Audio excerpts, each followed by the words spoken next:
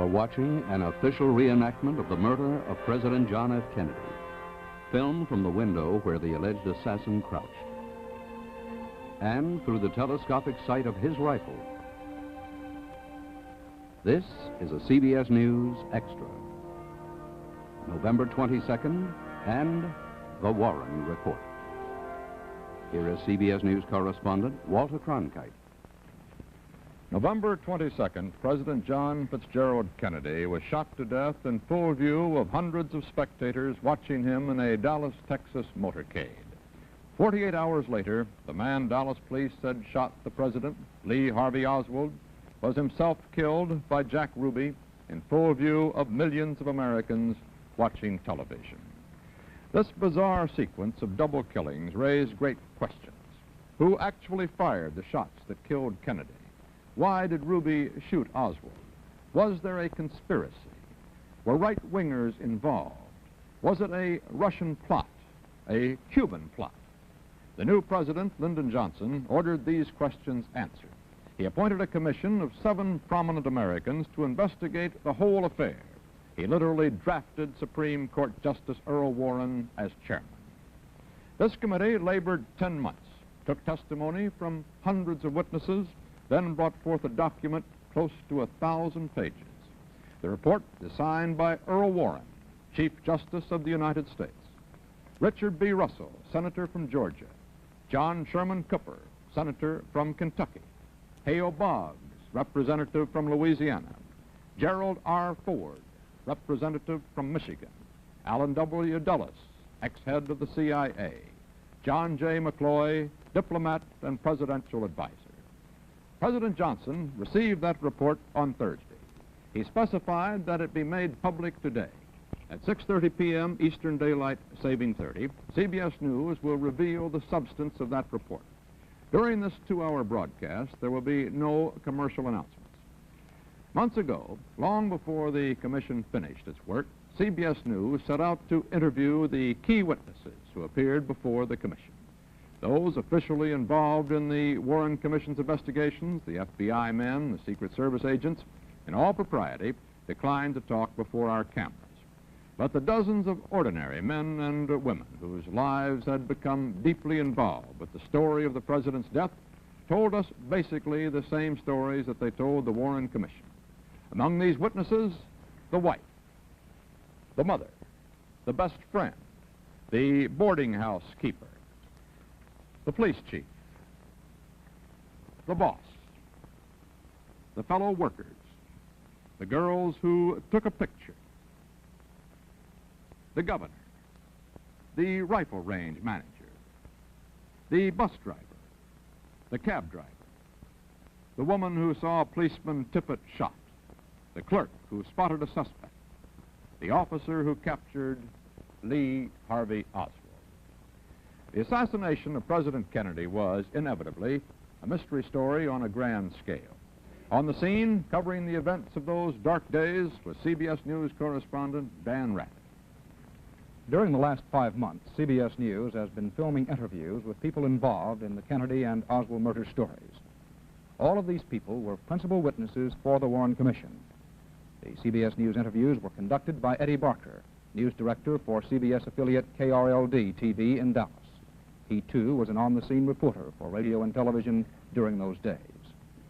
The story is essentially that of 2 men whose paths came a fatal 270 feet apart on a Friday afternoon last November. One man was President Kennedy, halfway through a triumphant tour of Texas. He had decided on the trip against the advice of some Texas friends who thought he might not get a warm welcome. But the Texas trip had gone well. There had been wildly enthusiastic crowds in San Antonio, Houston, and Fort Worth, and even in Dallas, where political feeling ran strongly against Mr. Kennedy, the magic of his name and the prestige of his office brought out a huge, warm crowd. Among that crowd was a man named Oswald, a man who all his life had stood a little apart from society. He had served in the Marines, then suddenly gone to Russia, defected, then changed his mind. With financial assistance from the American Embassy, he returned 32 months later with a Russian wife, Marina. He had trouble getting a job and got involved in a pro-Castro movement in New Orleans. Last November, Oswald was working in Dallas in a building beneath which the presidential motorcade was to pass. What was Oswald's background? Few people really knew. Among those called for Warren Commission testimony on the subject were Oswald's wife, his mother, and Mrs. Ruth Payne, in whose home Marina Oswald and her children stayed. First with Eddie Barker, the mother, Marguerite Oswald. He was a happy-go-lucky youngster, actually. He had a dog. He had a bicycle. He belonged to the Y. He used to go to the Y and go swimming. I know many a time while at work he'd come in to see me from the Y, wringing wet, and it would be in the winter time. And I'd tell him he was going to catch cold because his hair was still wet, like all boys. He wouldn't dry himself thoroughly. He loved to play Monopoly. He knew any and everything there was to know about animals. He studied animals, was often in the zoo, and as we know, he was picked up in the Bronx Zoo while in New York playing hooky from school. And I consider that normal also, playing hooky from school. Many, many boys do this. We know, and it's sad and unfortunate, that Lee was deprived of his father, and he was born 2 months after his father had expired. But we must understand that Lee had 2 brothers, so he was not raised just with a woman alone. Mrs. Oswald, how old was Lee when he went in the Marine Corps? Lee was exactly 17 years old when he went in the Marine Corps. He enlisted on his birthday. Mrs. Oswald, why do you think your son went to Russia? I think my son was sent to Russia. You see, Lee knew Russian fluently, read and write. He filed an application for Albert Schweitzer School, and on the application, I have an original application, it stated that I speak and write Russian. Where did he learn this? This is what I was going to tell you. He learned this while in the Marines, because Lee was in the Marines and only out 3 days when he went to Russia. So Lee had to learn this while in the Marines. What did you think about your son marrying a Russian girl? Well, to me, a Russian girl, any foreign girl, a Negro, or just any human being live and breathe just like I do. And so it made no difference to me that he married a Russian girl. I believe that Lee was told to marry the Russian girl. He probably loved her and was going with her because he knew her 6 weeks when he married her. But I think that he had orders from the State Department to marry the Russian girl. Mrs. Oswald, do you feel that your son was an agent of the CIA? Yes, it's not that I feel that he was an agent of the CIA.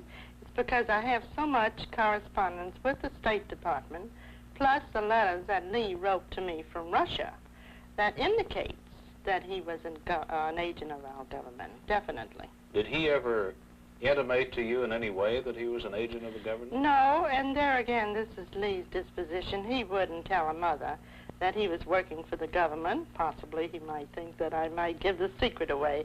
I'm under the impression that when you are a CIA or any undercover agent, then naturally you're a little secret about it, and the boy wouldn't tell me that. Mrs. Oswald's opinions about her son and his career are the same she says she expressed to the Warren Commission. The 2 most important questions she raises are, what was Oswald doing in Russia? And was he at any time an agent of the United States or the Soviet government?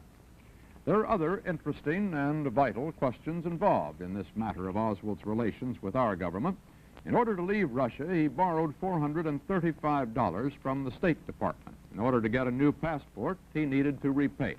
He repaid it in full while working sporadically at $1.50 an hour, barely enough to support his family.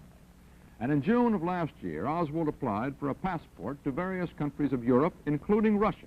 He received that passport in just 1 day. With his record, how did he get one so fast? We'll have the Warren Commission's answers when the report is made public in an hour and a quarter. Now for more testimony from witnesses who appeared before the Commission and were interviewed later by CBS News. Here again is Dan Rather. Lee Harvey Oswald lived last November in a Dallas boarding house under an assumed name. His family lived in a Dallas suburb in the home of their best friend, Mrs. Ruth Payne. What did she think of the Oswalds?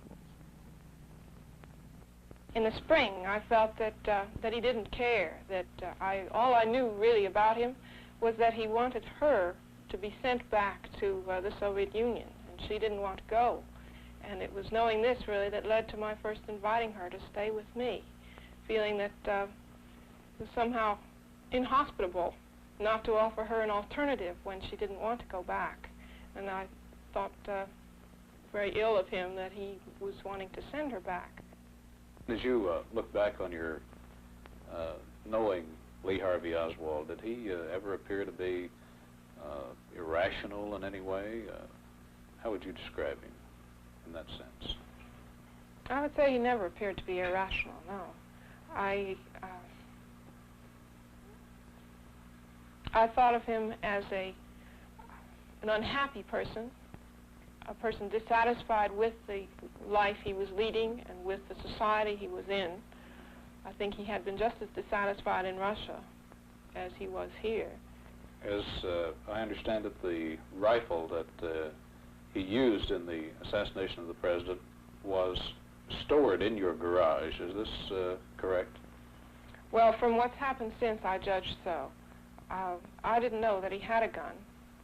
I would have not wanted him to keep it here if I had known. The rifle, which Oswald carries so proudly in this photograph, was Italian war surplus, bought by Oswald under an assumed name from a mail order house. The rifle and the scope sight cost him $19.95.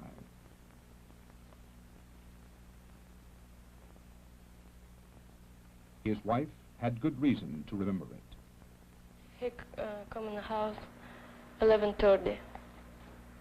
He was so pale, nervous, and didn't want to talk.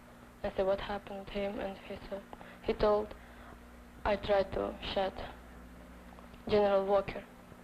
And I asked him, who is General Walker? And he told me he was fascist.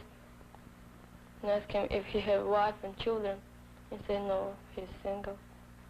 I said, but this does not make a difference. This is not way to show who wrong, who right. Who wrong, who right. And he told me,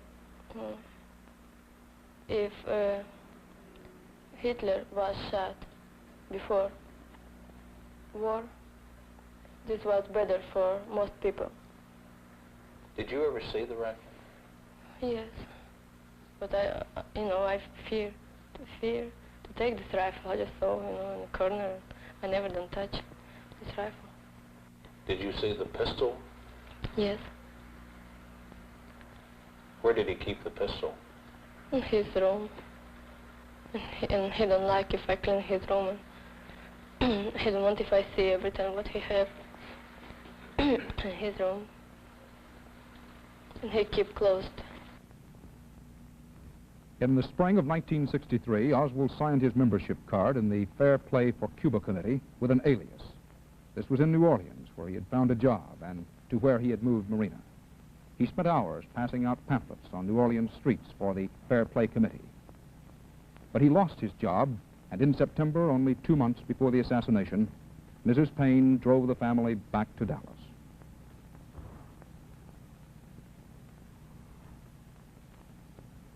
I thought of him as a dissenter, a pamphlet passer, a person not contented with society as it was, nor with himself, nor nor the credit he was getting for being the sort of person he was.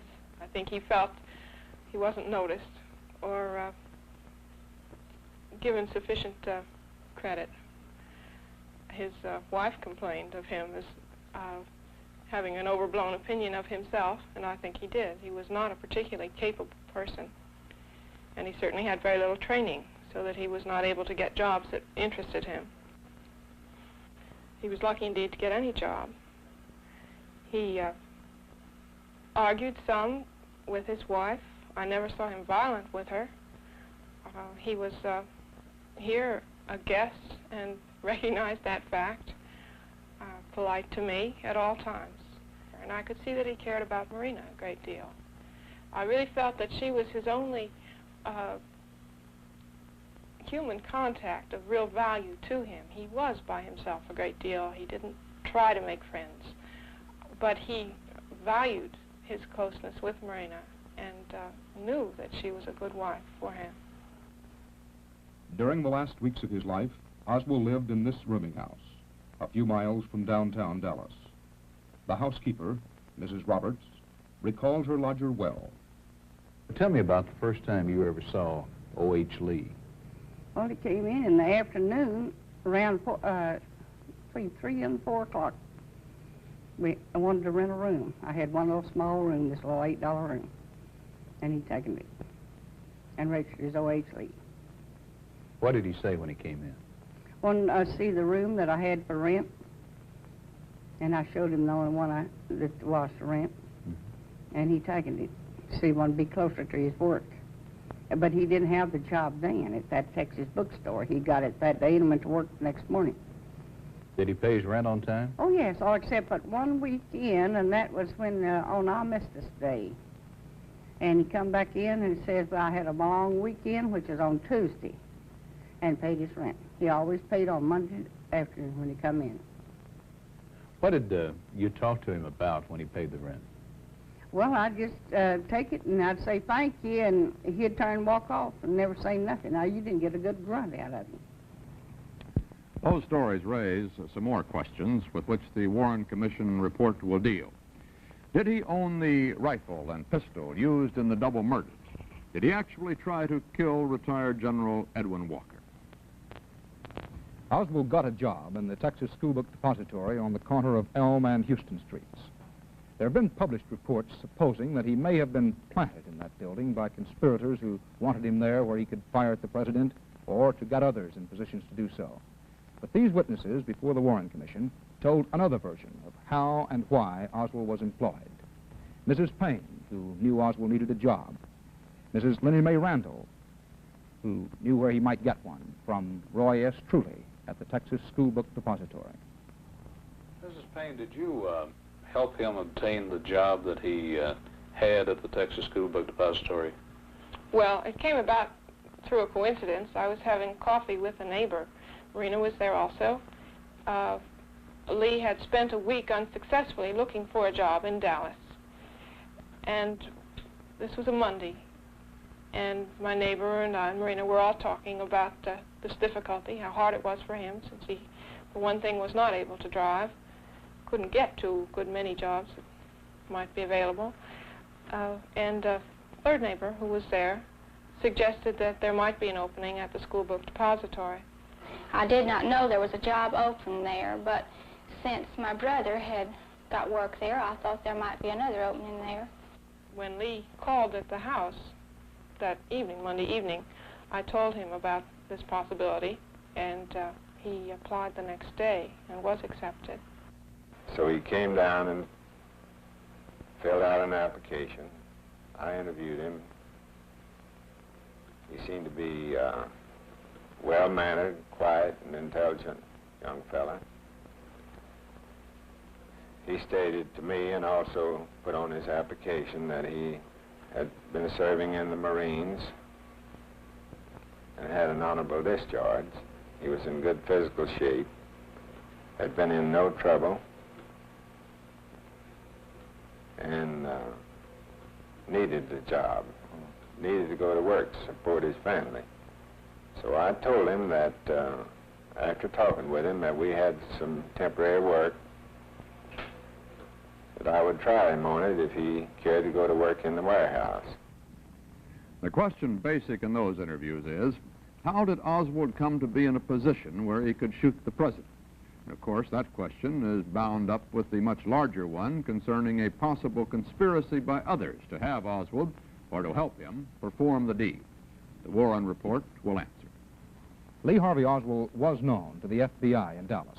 An FBI agent, James Hosty, had visited Marina just a few weeks before the assassination. According to one explanation published after the shooting, that check by the FBI was considered a routine one, not connected with the approaching trip of the president. But was information about Oswald passed on by the FBI to the Secret Service? Only the Warren Commission report can answer that. Was FBI information on Oswald given to Dallas police? Eddie Barker asked Police Chief Jesse Curry. Had the Dallas Police Department ever heard of Lee Harvey Oswald prior to November 22nd? No, sir, we did not have any information on this man in our criminal intelligence file, and that's normally where it would have been, in our subversive file, as we refer to it.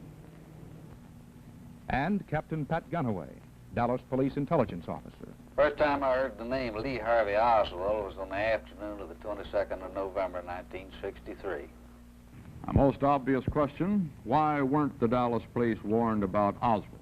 And did the FBI and Secret Service exchange information about Oswald? The Warren Report must answer these questions and go on to the larger subject of the whole process of protecting the president during his Texas trip and other trips, including the rules and the roles of local police, the Secret Service, which has always had the primary duty of guarding presidents, and the FBI. Their roles and missions in relation to what happened in Dallas are expected to result in recommendations for changes in the way presidents are protected. Since he lived in Dallas, not far from his job at the book depository, and his family lived 15 miles away with Mrs. Payne out in the suburb of Irving, Oswald used to ride out to the Payne home on Friday nights with a fellow worker, Wesley Frazier. He usually stayed in Irving during the weekend and returned to the book depository with Frazier on Monday mornings. But one week in November, his routine changed. Well, he come to me Thursday, November the 21st, and asked me could he ride home with me that afternoon. And I said, well, yes. And I said, well, why are you going home this afternoon? And he replied that he wanted to go home and pick up some curtain rods where he could put some curtains up in his apartment. And I said, oh, very well. And then I said, well, will you be going home with me tomorrow also? And he said no. He said he wouldn't be going home with me on the 22nd. So he told you that he wanted to come out there and pick up some curtain rods, and this was on Thursday morning? Yes. And at that time he told you that he would not ride home with you Friday night? Right. Why did Oswald want to go to Irving Thursday? What was in the parcel he carried? On the evening of November 21st, President Kennedy arrived at the Texas Hotel in Fort Worth, where he was to spend the night before continuing on to Dallas and Austin the next morning. And Lee Oswald was with his wife and children in Irving. The next day was November 22nd. Few Americans would ever forget where they were and what they were doing that day. When the Warren Commission started trying to reconstruct the who, what, when, and where of that Black Friday in Dallas, these were the key witnesses. Police Chief Curry in the lead car of the presidential motorcade. Texas Governor Connolly, who was with the president in the car behind. Three of the men at the book depository, James Jarman, Harold Norman, and Monty Ray Williams. All three of them would be watching from the 5th floor as this dramatic picture, taken a few moments after the assassination, later showed. Howard L. Brennan, who was standing across from the book depository, he saw the fatal shot fired from a 6th floor window. Mary Moorman and Jean Hill, the two young Dallas women who'd wanted a snapshot of the president and got one exactly when the shooting started. Police Officer James Foster, who was on guard at the railroad overpass. And the voices of Dallas policemen. For every time a radio message went between the squad cars and the headquarters, it was tape recorded.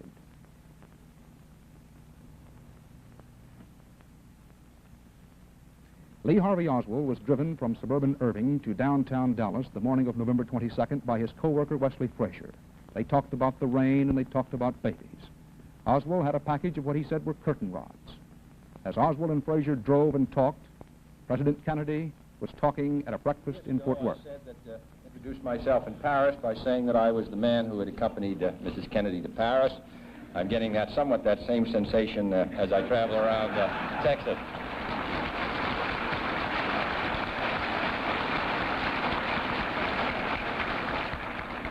Nobody wonders what Lyndon and I wear, but with...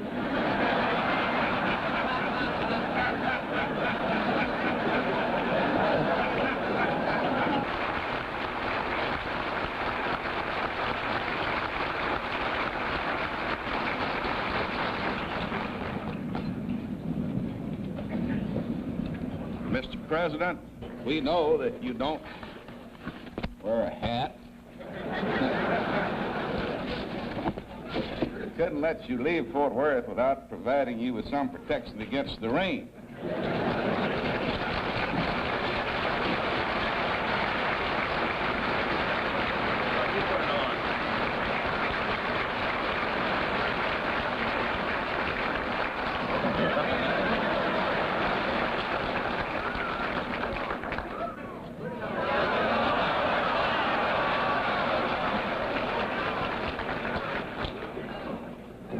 Put it on in the White House on Monday. If you'll come up there, you'll have a chance to see it then.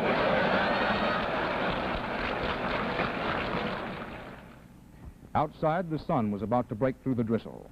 From Fort Worth, the Kennedys flew to Dallas. With them was Governor Connolly. The story he told the Warren Commission, he repeated to Eddie Barker.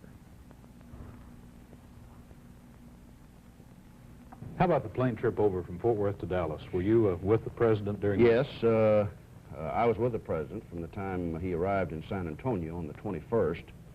Traveled in the car with him at all times, and Miss Connolly and I did. And we flew over from Fort Worth with him. And he was jubilant about the reception he'd had. You see, at Fort Worth, this was the third stop we'd made. And we were all eagerly awaiting the arrival in Dallas. Of course, we didn't talk about much, as you well know, because it's not a very long flight in the 707 from Fort Worth to Dallas. Almost half of the presidents in this century have been targets for would-be assassins. But to President Kennedy, this was a risk that had to be taken, and arriving in Dallas, he took it. He loved to mingle in crowds. It seemed to give him new spirit and sustenance. And he thought a president should see and be seen by the people. He did not want risk to force him into a closed, protected automobile, and since the rain had stopped, there was no other reason for using one. So, in an open convertible, the Kennedys sat on the back seat, the Connollys on the middle or jump seat, and the motorcade started. We received as warm, as enthusiastic, as spontaneous a reception as we did in any city in the state. And it was really wonderful, to the point where just as we turned down by the courthouse, Nellie turned around and said to the president, she was so impressed by the warmth of the reception, she turned around and said to the president, "You can't say that Dallas doesn't love you too." And he said, "No, I think that's apparent," and or words to that effect. Everything's in good shape out here at Market Hall. Traffic's moving well. Crowd is not any crowd on the side of the street. It's a good crowd along the edges of the barricades. Well, it was me that had made the remark, this remark, well, in 5 minutes we'll have it over with, meaning that we were 5 minutes away from the trademark. I noticed this one man on the 6th floor of the Texas bookstore, and by himself. Well, he left the window a couple of times in the course of 7, 8, or 10 minutes. The time was almost 12:30. The motorcade would turn and turn again at the book depository. There, 3 of the employees were watching from windows on the 5th floor. Oswald, according to Dallas police, was 1 floor above, hidden behind a stack of cartons. Right across the street was a low concrete wall, and there Mr. Brennan was sitting. He would see the president clearly, and also see the book depository. Having made the turn, the motorcade would go on down Elm Street. Here, 2 young women waited with a Polaroid camera, and they would have their pictures just seconds after the president passed. From there, the motorcade went beneath a railway overpass. On that overpass was Dallas policeman James Foster. He had already checked the identity of the men working on the overpass. The motorcade made the first turn.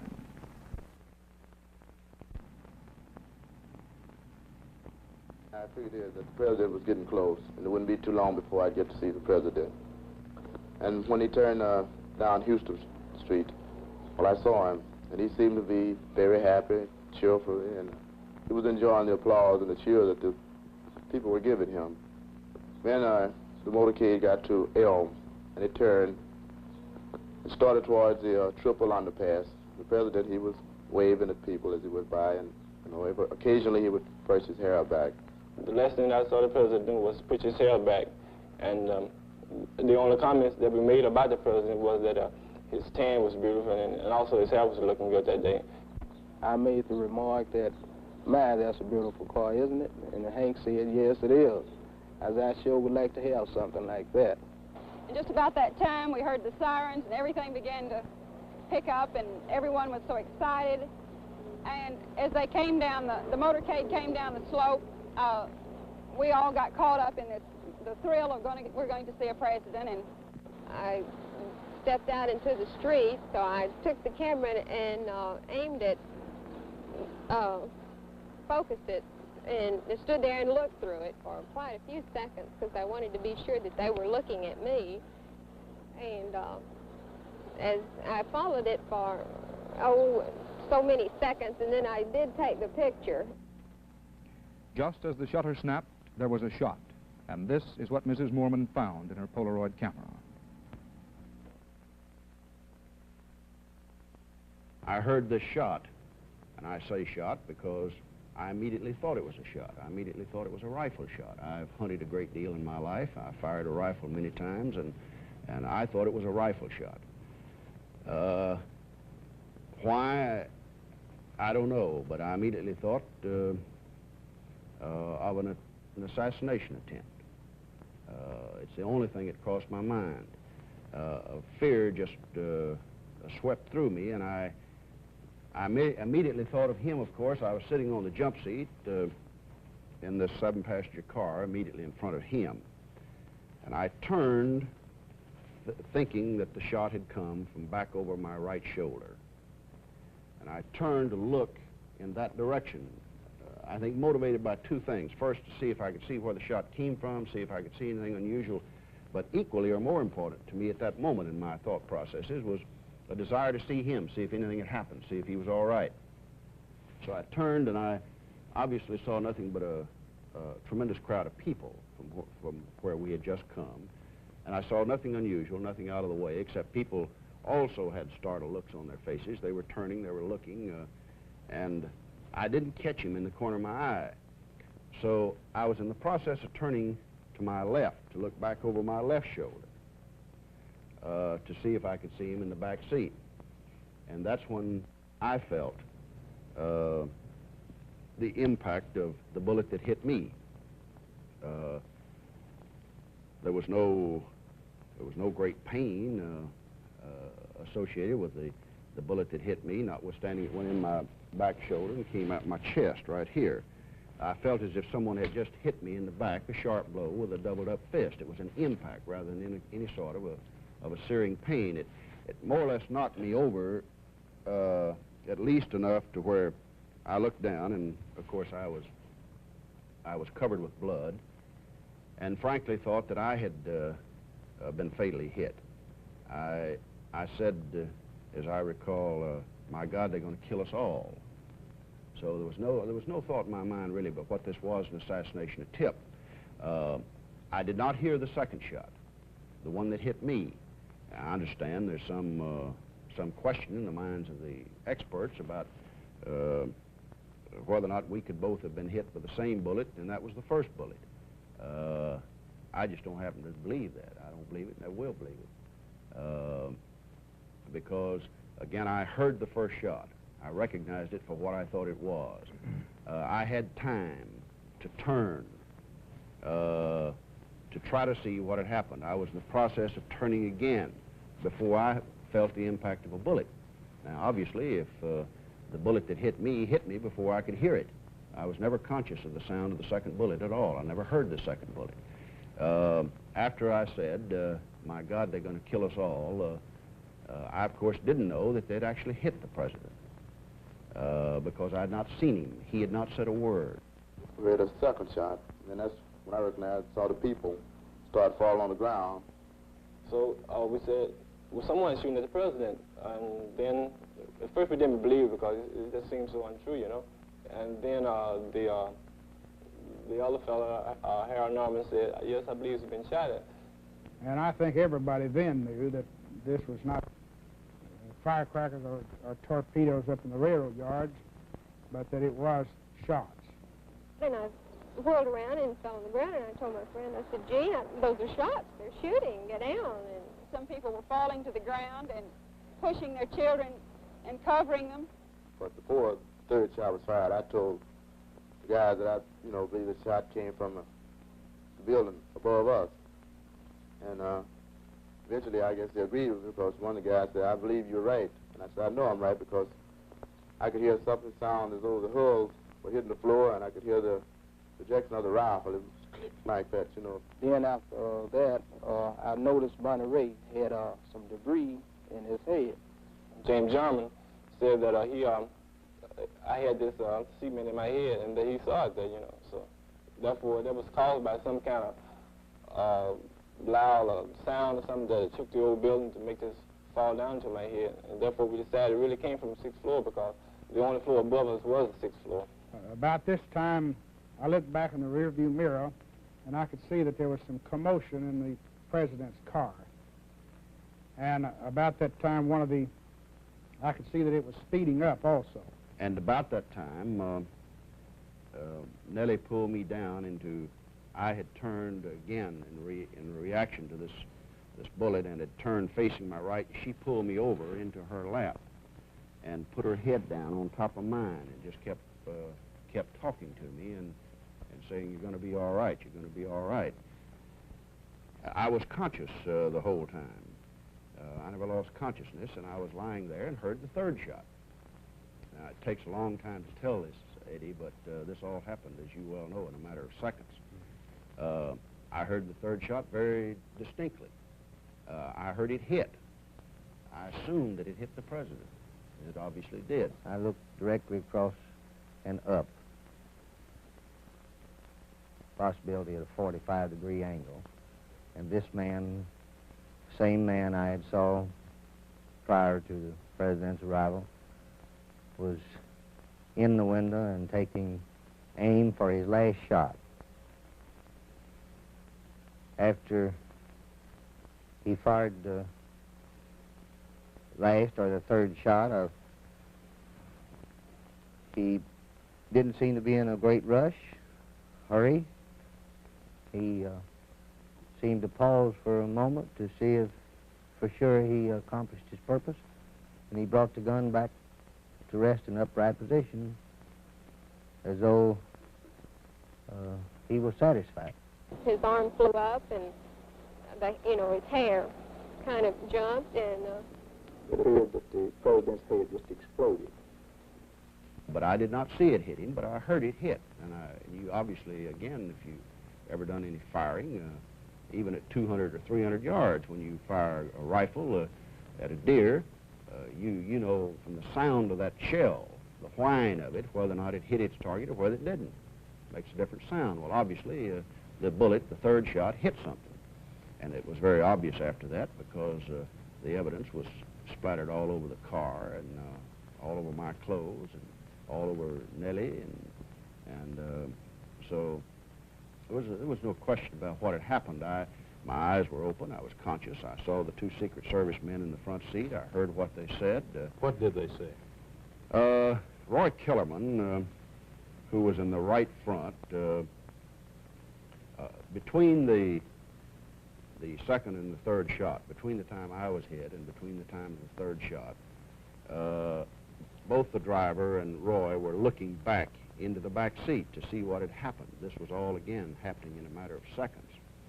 And they both had a look of almost consternation on their face. Roy, in the right seat, turned around on a radio communications, obviously, working something on the panel of the car, and said, "Get out of the line," or something to the driver, words to that effect. "Get out of the line." And then he said, apparently over the radio, "Get us to a hospital quick." We saw the people running, and some people was hollering and everything, like that. And the policemen seemed like they was confused because they were running in the wrong direction. They were running towards the railroad tracks. Officer Foster, was there any doubt in your mind about the direction from which those shots came? No, sir, there wasn't. Not after I had moved to the rail. There was no doubt that the shots were coming from back of the motorcade toward Elm in Houston. The Secret Service man asked me for a description.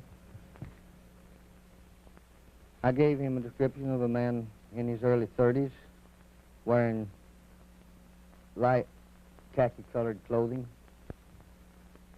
height 5'9" or 10", weighing 170 pounds. About this time, one of my motorcycle officers rode up beside of me, and I asked him what had occurred back there, if that was shots, and he said yes, and I said, "Was anybody hit?" And he said, "Yes, I'm sure they were." And so I got on the radio and told my dispatcher to notify Parkland Hospital that we were en route code 3 to stand by for an emergency. All traffic off of the emergency entrance to Parkland Hospital and all emergency equipment off of Industrial Boulevard. So we immediately pulled out of the caravan and began picking up speed. The car never stopped, did it? No, the car never stopped. And about this time, I lost consciousness. I was not conscious on the ride to the hospital, which is only a matter of about 6 or 7 minutes. Can you give us any information as to what happened for these people out here? President involved. I do not know the seriousness of it, or the possibility that 6 or 7 more people may have been shot. 10-4, 12-40, 15 cartridges. Did they advise they had the suspect? No, they do not have the suspect. I came to again. Apparently the braking action of the car brought me back to consciousness. And Nellie later told me, of course, that we had a very wild ride, and apparently we were traveling at a very, very high rate of speed down the freeway to the hospital. It was a time of just unbelievable stark tragedy.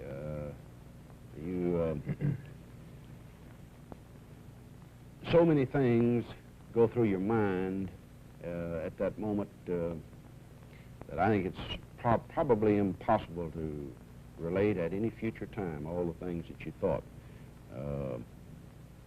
I know I thought, again, I rather assumed, without knowing, that the president had been fatally wounded.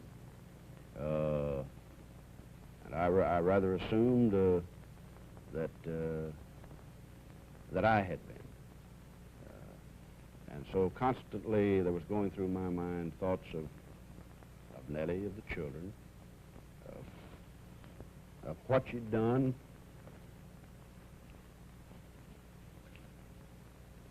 and it's really difficult, I think, to try to explain all the things that you wonder about, all the things that you concern yourself with at a time like that.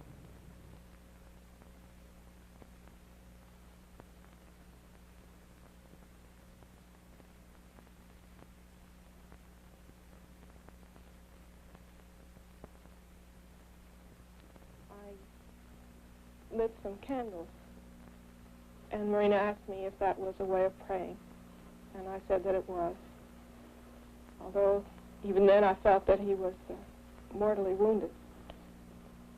And then we heard that he was dead. And Marina said to me, what a terrible thing this is for Jacqueline Kennedy and for the children. Now they will have to grow up without a father. Because I think about Jack, about her children. So what this then time, I don't know if pretty soon I'll be, looks like a widow with children. When this happened, and I think about her, looks like this happened with me. Maybe, my intuition told me that I feel it looks like this happened with me. Mothers there just with children, no father. Do you understand me what I mean? Yes, you're saying that when you saw this, you thought you put herself. Yes, in her position. Yes, yourself in her place.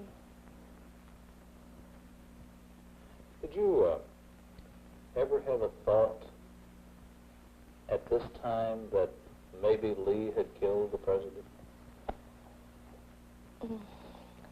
Ruth Payne told me somebody from Lee work in the school book depository shot president, and my heart go down because I think just one thing, maybe this was Lee. And I go in garage, I know this rifle was over there, and I saw this blanket, and I thought, oh, that's good, this is not Lee. But Marina Oswald was wrong. The blanket in which Lee kept his rifle was indeed there in the garage, but the rifle was not. It took a bit under 6 seconds to assassinate the President of the United States. It took the Warren Commission 10 months to measure out those seconds bit by bit. Much of their work centered on the question, was it really Oswald who fired the rifle? Even if Oswald owned the rifle, even if he went home to get it Thursday night, did he fire the weapon at the president? There are other questions about the shooting. Exactly how many shots were there? And did they all come from the school book building? The police say the rifle was in a sixth-floor window, a window behind the president. Yet some witnesses believe they heard shots from in front of him. There was what appeared to be a bullet nick in the windshield of the limousine. And Parkland Hospital doctors were quoted as saying they thought at least one bullet entered Mr. Kennedy's neck from the front. Studiously, scientifically, the Warren Commission tried to answer these questions, tried to sift fact from rumor and theory. This is a film made for the Commission in December, a reconstruction of the crime at the scene of the crime. In this film, and for the film, investigators sat in a car exactly where the president and the governor sat. The car was driven over the exact route at the same speed. And in the window where Lee Oswald is said to have waited, a cameraman waited with Oswald's gun sight. For a moment, a tree is in the way.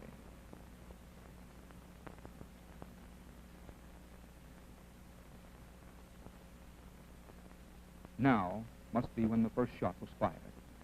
At exactly this point, the investigators halted the car. Chalk was used to mark the spots where the bullet struck. Then the line of fire and every length and angle of every possible shot from the window was measured exactly. FBI, Secret Service, and military experts applied their years of training and experience in measuring those chalk spots.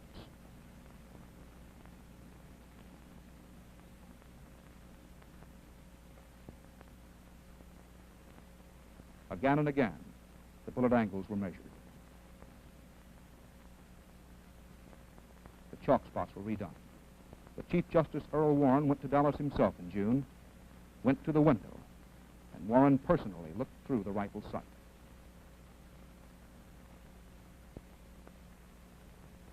All this mattered because if there were any shots from the overpass, if there were more than 3 shots, then Oswald had to have had an accomplice. So some big questions which the Warren report will answer in the coming hour. Where did the bullets come from? How many were there? These questions of direction and number of bullets which struck President Kennedy and Governor Connally are matched in importance by the whole matter of speed in firing. Could Oswald fire a bolt-action rifle fast enough to hit moving targets in a few seconds? Could anyone operate such a rifle with such deadly accuracy in so short a time? These matters have been widely discussed the world over for 10 months. The Warren Commission had the benefit of the best ballistics experts in this country. We'll have their conclusions a little later. The experts can check and measure, but Eddie Barker talked to 2 men who told the Commission they actually saw Oswald with a rifle in his hands. They are Malcolm Price, supervisor of a sports rifle range outside of Dallas, and Garland Slack, who practiced there. Now, Mr. Price is examining another Italian Carcano rifle, the same make and model as Oswald's. CBS News had this rifle brought out to the rifle range.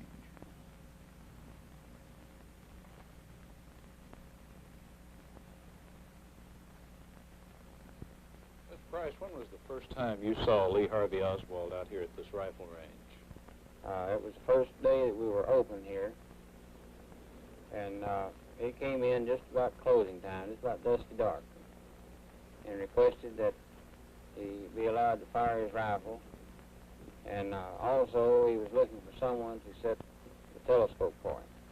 Did you set it? Yes, I did. He was quite talkative to me when we were discussing his rifle and his telescope, but as far as being an outright conversationalist or talking to any of his neighboring shooters, he didn't. He kept strictly to himself, except for one time, and he was shooting next to a fellow by the name of Garland Slack.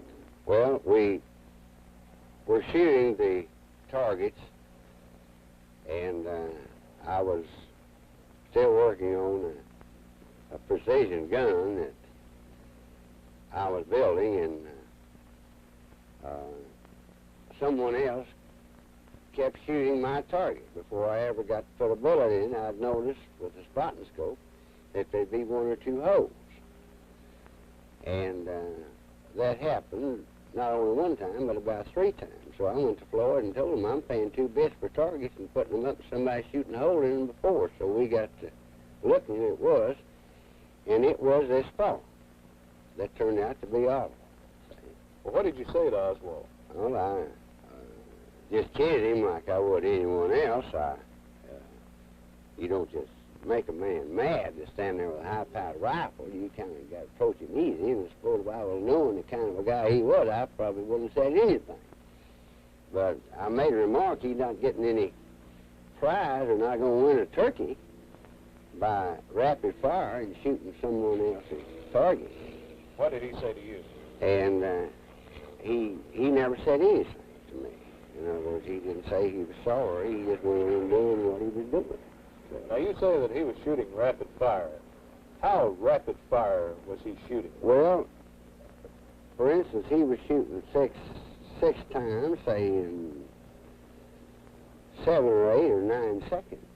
This could be fired quite rapidly. It's very possible to fire the gun at a fairly rapid pace.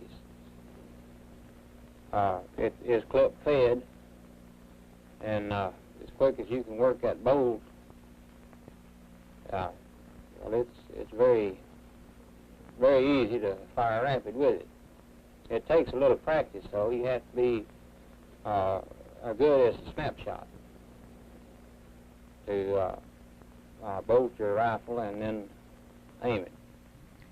Although Oswald had considerable rifle training in the Marine Corps, he was rated a good but not excellent shot. Mr. Price and Mr. Flack say that they saw him practicing fast firing shortly before the assassination. The question for the Warren report: could he have fired 3 shots in about 5 seconds? Dan Rather continues. As the police and investigators for the Warren Commission reconstructed the Dallas story, Oswald fired his rifle from the 6th floor of the school book depository building. Yet, a few minutes later, possibly less than 2 minutes later, he was stopped by an armed policeman and identified by his own boss on the 2nd floor and the other side of the building. The policeman's name was Marion Baker. I heard those shots come off, and they seemed like they was high, and they were directly ahead of me. And as I tried to figure out where they came from, and the building that I had in mind was directly ahead of me, and that was the Texas Book Depository building. As I entered the building there, I asked some of the people that were standing around there where the stairs or elevator was. And there was a man who spoke up and said he was the building manager and he'd show me. I realized that he didn't know the layout of the building, so I ran in with him. It was just a matter of seconds after the 3rd shot. And we ran across the shipping room floor, stopped at the elevators. And we couldn't get that service elevator working. And he said, well, we use the stairs. And he turned around and immediately went up the stairs. We ran on up the 1st flight to the 2nd floor. And the officer looked in the snack bar adjacent to our office. And I kind of looked off to the right over there through a doorway and saw an image of a man walking away through that doorway. And when I got to the doorway, he was on down there a little bit, and I hollered at him and asked him to come back. The officer with me had a gun in his hand, and he threw the gun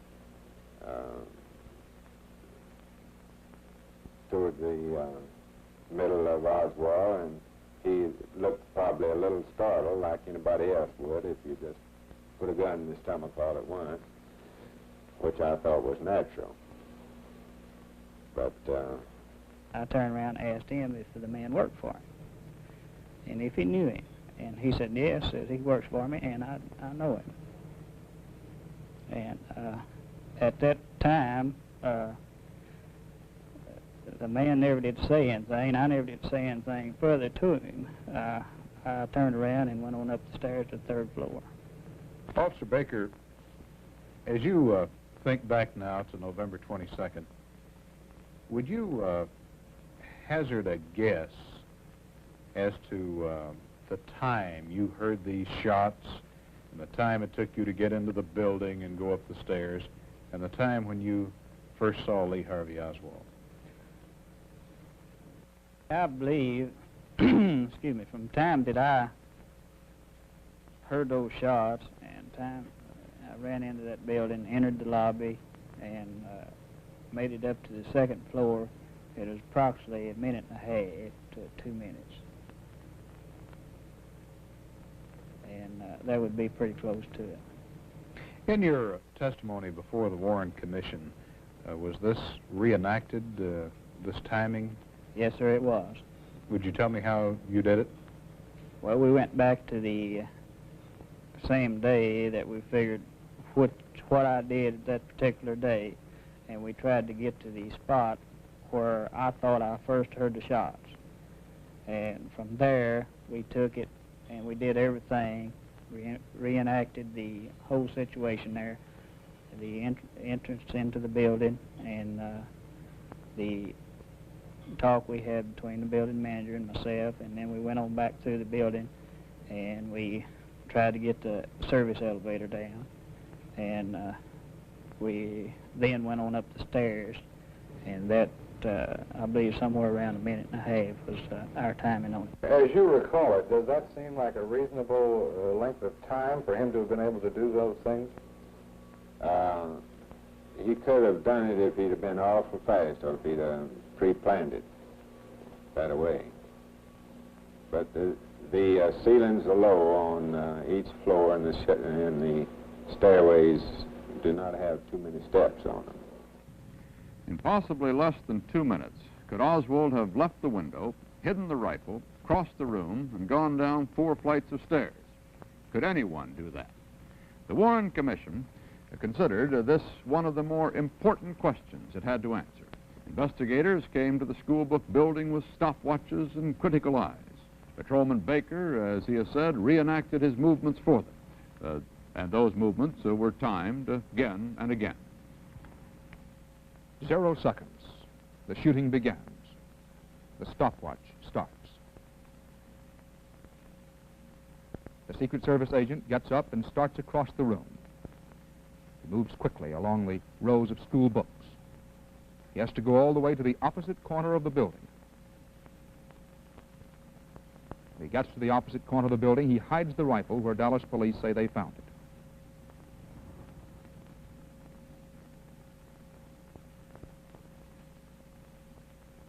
Then downstairs, down 4 flights, to the snack room.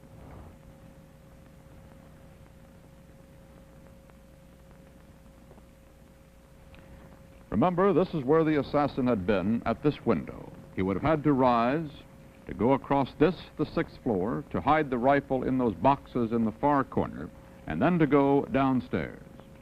Down 4 flights of stairs to where the lunchroom was.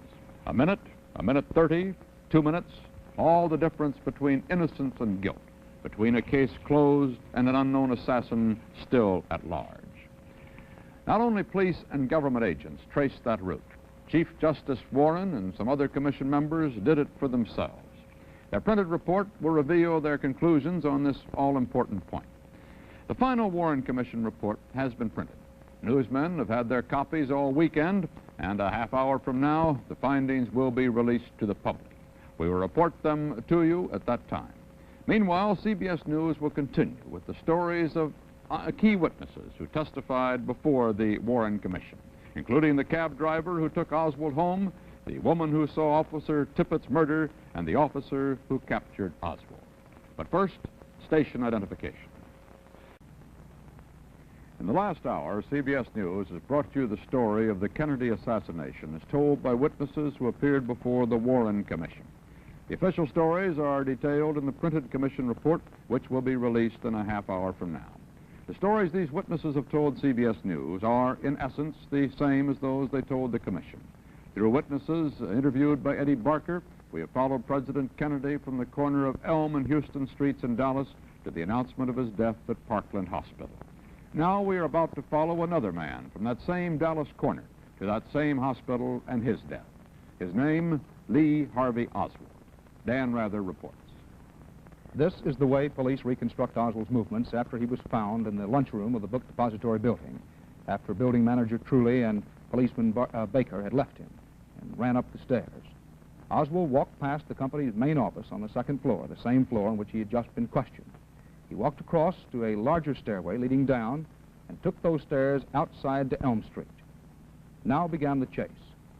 The people involved were Cecil McWaters. He was a bus driver, and at this moment was going west on Elm. William Whaley, a taxi driver. He was waiting for a pickup at the Greyhound station. A waitress, Miss Helen Markham. When she entered Oswald's life, she was on her way to work. And Ted Calloway, who was a used car dealer. The time was about 12:32 or slightly later. The Warren Commission will establish the exact time. Police had not yet sealed off the book depository building. There had not yet been time, considering the confusion and lack of knowledge about where the shots came from. Oswald was able to walk out by simply walking out. He started up Elm Street along this route. At Field Street, he got on a bus. Can you give us any information as to what happened for these people out here? President involved. I do not know the seriousness of it. Officers are now surrounding and searching the building. Book depository store on the corner of Elm and Field, 1240. Where did this happen? At Field and Main, Simmons, and the Triple Underpass. The traffic had come to a standstill, which is almost even with Griffin Street here. Well, that's when someone came up and knocked on the door of the bus. Although this is no bus stop here, knocked on the door of the bus, and I opened the door, and a man got on the bus and paid his fare. And I wouldn't be positive, but I believe that he sat down on the second seat on the right-hand side of the bus there. Eddie, we reached this point here, traffic had come to a standstill. In other words, we were sitting here and traffic was stopped, and there was a lady that was sitting behind me here, which was going to Union Station to catch a train, a 1 o'clock train.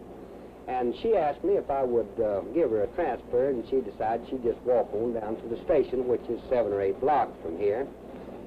And I gave her a transfer, and she got off. And at the same time, the gentleman that I picked up back up at Murphy Street back here, in other words, he got up and came up and got him a transfer and got off at the same time, in which that was the only 2 transfers that I put out coming through town. And which later they identified, the police identified the transfer as the ones that they got on Oswald when he was arrested. 15 car 2. Did they advise they had the suspect? No, they do not have the suspect. Are you having them contain that block or 2-block area? Yes, we're trying to seal off that building until it can be searched. By this time, most of Dallas, most of the United States, knew of the tragedy that had struck the motorcade and had begun to fear how great a tragedy it was. Oswald entered a cab.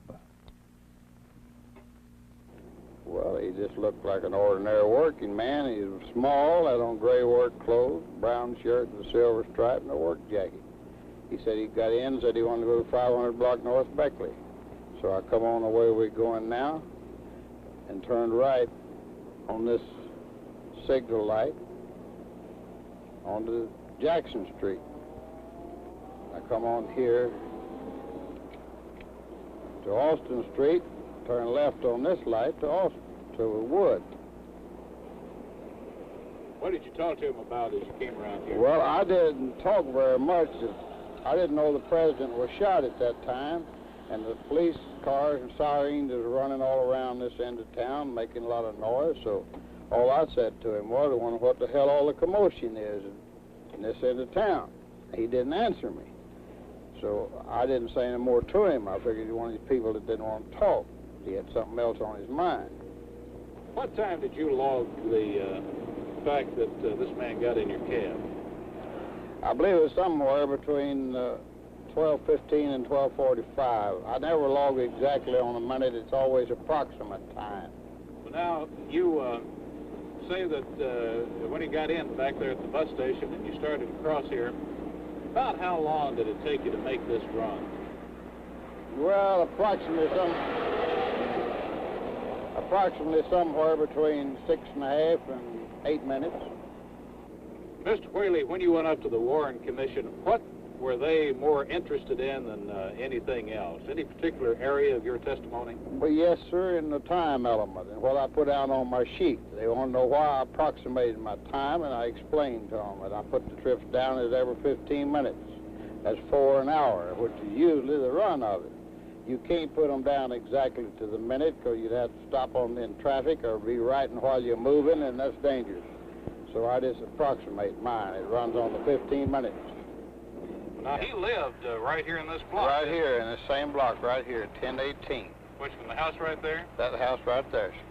But he didn't say anything about getting out. No, sir, and he wasn't looking at it as we passed. And about along right in here, he asked me, he said, he didn't ask me, he just said, this'll do fine right here. But the cars were parked like this, and I waited till I passed the last car and pulled over to the curb, which was the intersection of Neely and North Beckley.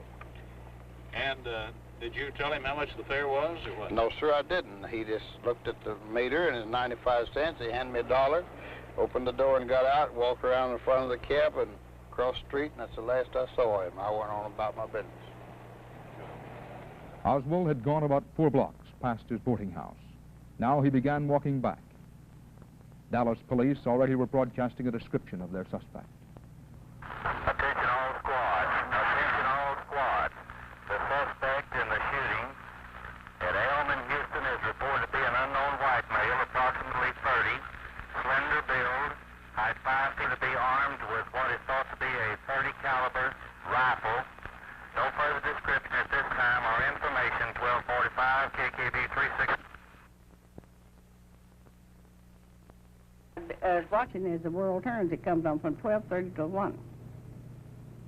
And they'd been on a few minutes, and they says a special bulletin. Well, I was listening, had the television on, listening, trying to find out what happened to President Kennedy when he came in.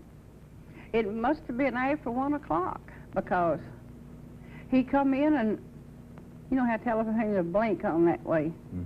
I was trying to clear it up, and he come in, and he wasn't running, he was just in a fast walk.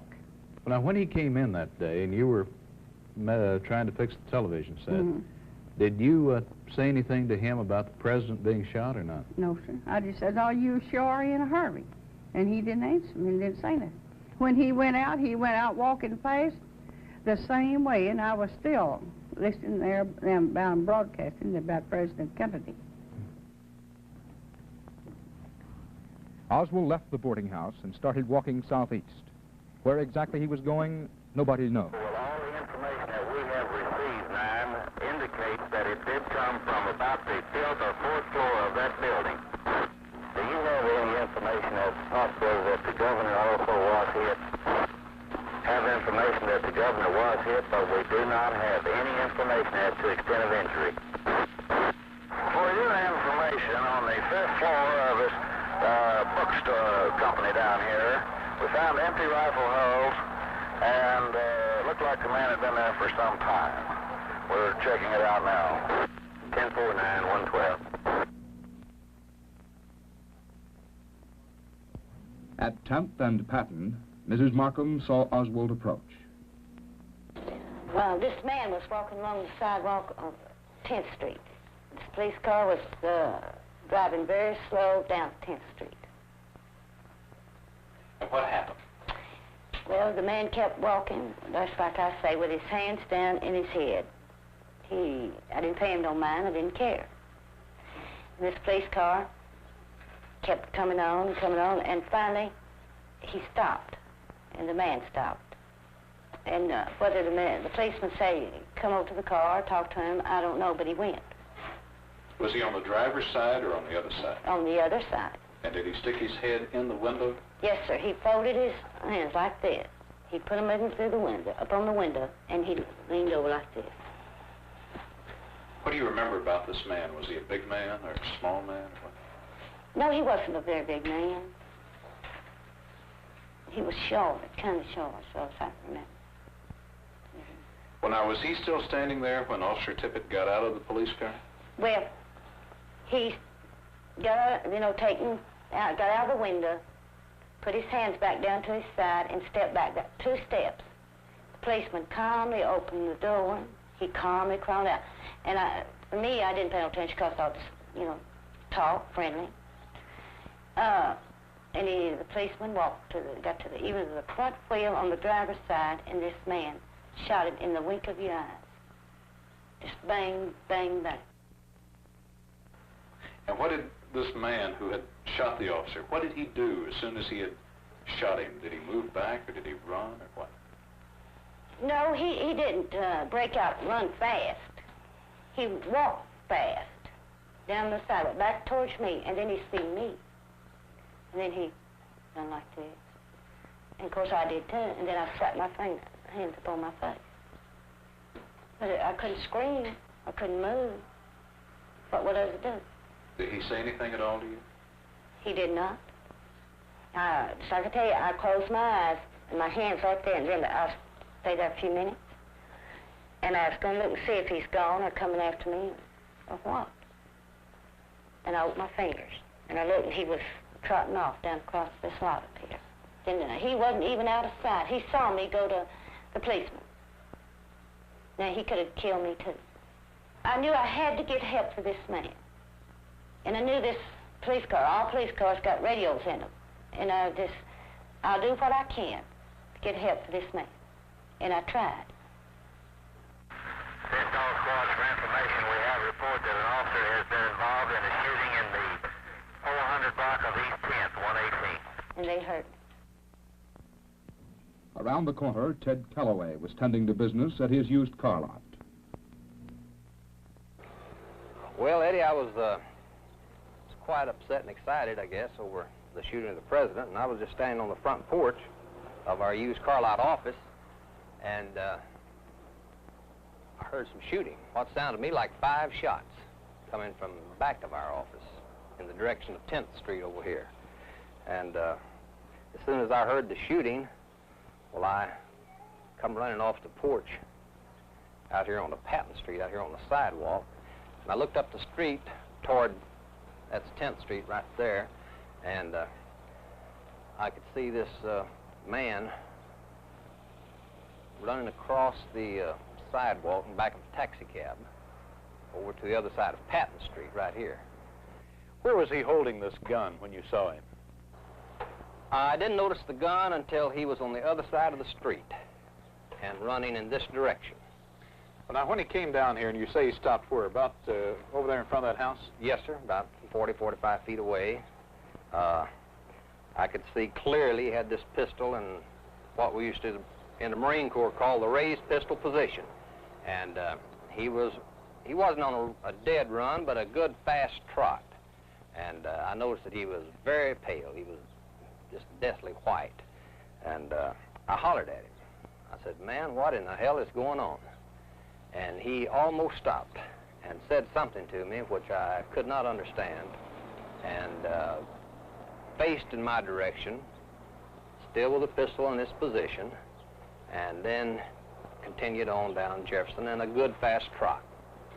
Not down Jefferson, down Patton. What did you do, Mr. Calloway, after this man ran around the corner? Where did you go? I ran down the direction of the shooting, down toward Patton and 10th Street, and when I rounded the corner, I could see a squad car there.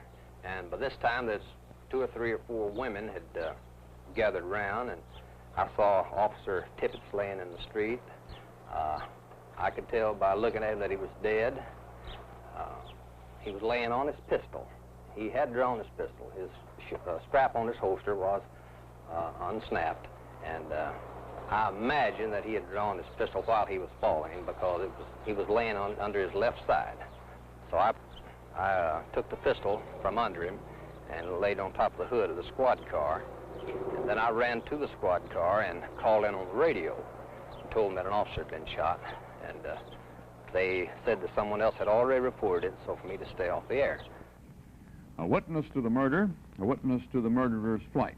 This is what Mrs. Markham and Mr. Calloway say they are. Does the Warren Commission believe them? And what have the other questions raised? When Oswald left the boarding house, where was he heading? Why did policeman Tippett stop him? Or was it Oswald who stopped Tippit? Was it really Oswald who shot Tippit?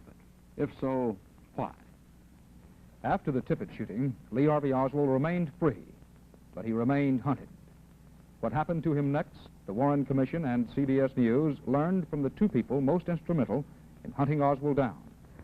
One of them was a clerk at a shoe store, his name Johnny Brewer. The other was a policeman, Nick McDonald. Oswald had taken off down a side street and across a back alley, pausing, it is claimed, to reload his revolver. He knew the hunters were closing in. Police cars seemingly were everywhere. Notify one that we have an officer involved in a shooting at 10th and Patton. We don't know the extent of it yet. 254 is clear. Can I help you? Yes, 254 report to Hines and 5200 block. What code? Code 1. 10-4. Johnny, when was the first time you saw Lee Harvey Oswald? Saw him at Friday afternoon of November 22nd. He walked into the lobby of my store. How far in did he walk out there, John? Just a few feet. He was standing right about where those tennis shoes are right there, just about 5 feet from the door there. What made you suspicious of this man who walked into the lobby? Well, right after President had been shot, they broadcast a description on the radio of this man. 5'8", 5'9", 150 pounds, and this Oswald matched the description. And well, just a few minutes before he walked into the lobby, on the radio they had a bulletin that an officer had been shot here in Oak Cliff, and he walked in. He matched the description. Looked scared, just the way he stood there. You were standing right here behind the counter? Standing right here behind the counter, listening to the radio. And where did he walk to? How far into the lobby did he come? He walked right into the right-hand side of the lobby there, just a few feet from the door, and stood there looking in at the shoes there. Were there a lot of police cars in the Yeah, area? there was a lot of police cars. There were some cars coming up Jefferson Street. They made that U-turn there and went back down Jefferson, and when they did, Oswald turned and walked up to the theater. When he went out the lobby and toward the theater, I walked out to the sidewalk and watched him go in. Then I walked up to the theater and asked Miss Postal there, the cashier, if she had sold a ticket to this man wearing the brown sports shirt, you know, his description. She called the police, and Butch stayed there at the front exit, and I went back down by the stage, the back exit, and waited there until the police came. We get the suspect. I believe we have him in the Lincoln Theater now. 10-4. What happened when the police came? Well, just before the police got there, they turned the house lights on in the theater, and I looked out the curtain and saw Oswald, and he stood up and walked to the aisle there and then turned around and sat back down, almost where he had been sitting. And then I heard this noise outside and opened the door, and the police grabbed me and asked me what I was doing there, and I told them, and they asked me if the man was still in the theater. I said yes. They asked me to point him out, so a couple, 3 other policemen and myself walked out and pointed to him, and Officer McDonald, he was the first one to him. He approached him, and Oswald stood up. Well, I entered the theater from the curtains on the left side of the screen, and the Johnny Brewer from the shoe store and a couple other officers on the stage, and he had pointed into the direction of the rear of the theater and said that was the man that we were looking for, sitting at the rear of the theater alone. And I spotted the man that he was talking about. Did you have your gun drawn? No, I didn't. And as I walked up to the aisle, Oswald was sitting in the second seat, the 3rd row from the rear, the second seat from the right center aisle. This seat right over here? This seat right here. What happened then? Well, let me let you use my pistol. Okay. And go through it a little bit, make sure it's empty so that won't have an accident. And he had it tucked in his belt on the right side. Like this? Yes. Of course, he had that shirt over it, but that will suffice. He was wearing a brown sports shirt, is that right? Yes, and he was sitting in that seat there with his hands in his lap. And as I walked up to the aisle, I turned into the aisle. I said, "Get on your feet." And he stood up immediately. He brought this right hand up to his chest. Did he say anything when you... As he was bringing his hands up, he brought the other one up to eye level. He said, "Well, it's all over now." That time I was reaching this way, and his hand got in front of mine, owned a pistol. My hand grabbed the pistol in this manner, and he hit me with that left hand to the nose. And when he did, I came back and hit him like this. He slapped the pistol. I turned the pistol around, and I got my hand on the butt. Came over like this. I was holding him with this hand. I handed this pistol to an officer that was out in the aisle. Officer McDonald, I've always heard that the gun that Lee Harvey Oswald had in his hand misfired. Is that correct? Well, it didn't actually misfire. If you'll cock it, I'll show you the position my hand was in whenever it snapped on me. The fleshy part of my hand between the thumb and forefinger was between the hammer, and the firing pin hit the skin and then struck the primer, which slowed the action down. It sort of pinched that fleshy part of my hand in there. So actually your skin got between the hammer and the primer? Yes, and it didn't get the full force of the firing pin. Consequently, the shell didn't go off. And I believe that's what saved my life. Had you ever seen him prior to this day here in the state? Never in my lifetime.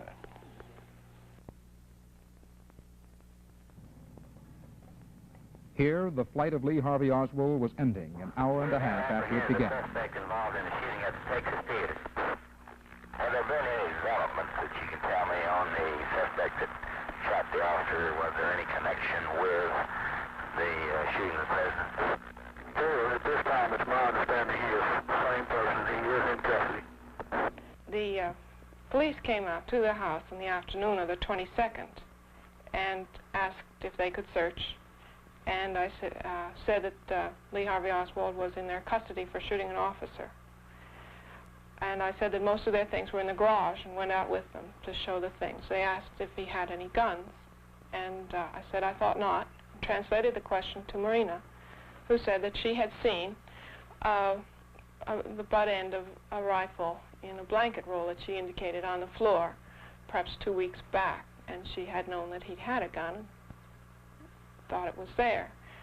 But when they picked up the blanket roll, it was empty. When you went down to the police station and you were asked to identify this man in a lineup, how did you identify him? I wanted to be sure, so I looked him over, I looked all over. But that man, I knowed it was that man because I couldn't keep my eyes off of it. And I kept looking at him, and I had him turned to the side, then back, and then I knew it was him because the way he looked. Yes, sir, I saw him that night in the police lineup. They asked me to come down to police headquarters, and I identified him in the lineup as the man that I had seen running with a pistol in his hand. Did you have any trouble identifying him in the lineup? None whatsoever. Did he look as pale that night as he had that afternoon No, out sir. here? No, sir. No, he didn't. But he was the type of an individual that once you see him, you'd never forget him. Why do you say that? There was just something outstanding about him, I guess, under the circumstances. I paid especially close attention to him, especially him with that gun in his hand, you know. But I had no trouble at all in picking him out of the lineup.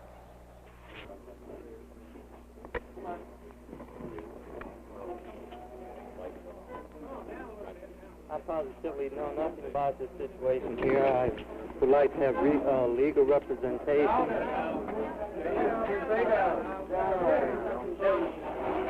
Well, I was questioned by a judge. However, I protested at that time that I was not allowed legal representation during that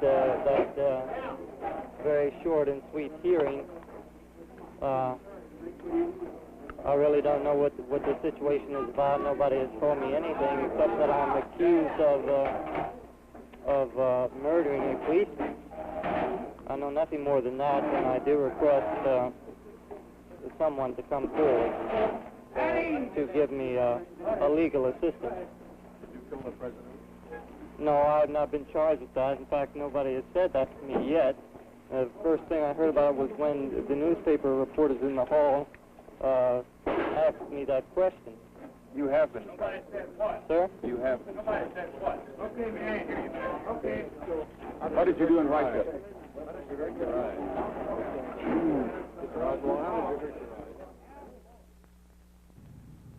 The turmoil in the lineup room had long before been taken over in the police station corridors. Everyone was there wanting to see Oswald, wanting to be shown the rifle. A police officer brought the rifle out. Foreign made, the press was told.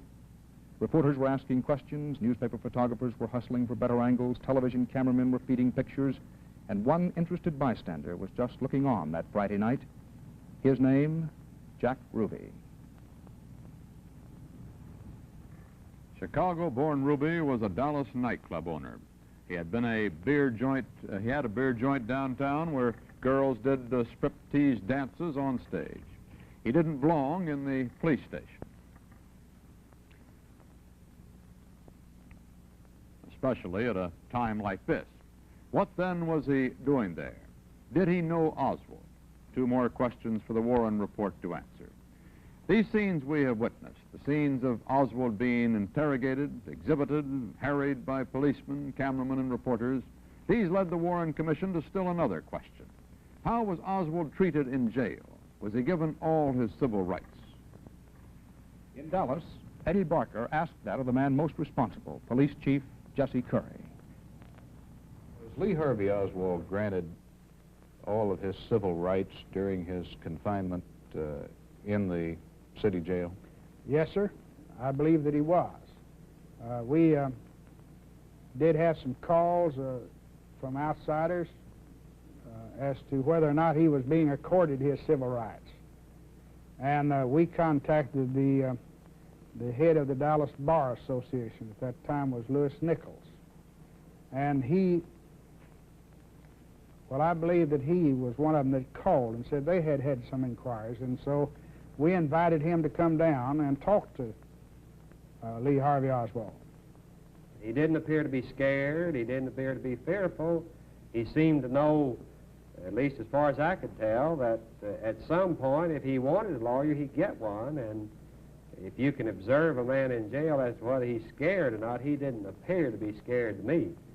Maybe I was more scared than he was being there, but in any event, he was quite calm. He discussed his problems, and when I concluded my interview with him and satisfied myself that no one was mistreating him and that he hadn't asked for a lawyer and he could get one if he wanted it, why, as I was leaving, why, he reclined back on his bunk and lay back down there with his hands behind his head looking up. And that was the last I saw him. Unfortunately, Oswald's need for a lawyer soon ended.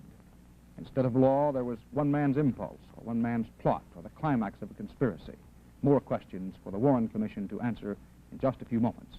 The next day, Sunday, Oswald, as required by Texas law, was being transferred from the city jail to the county jail.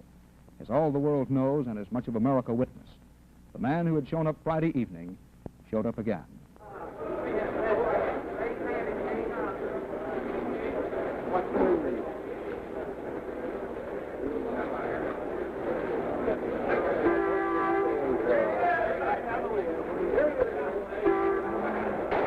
Basement floor of the Dallas City Hall, and that's a scuffle on the basement floor. It seems to concern photographers. He has been shot. Oswald has been shot. Lee Oswald.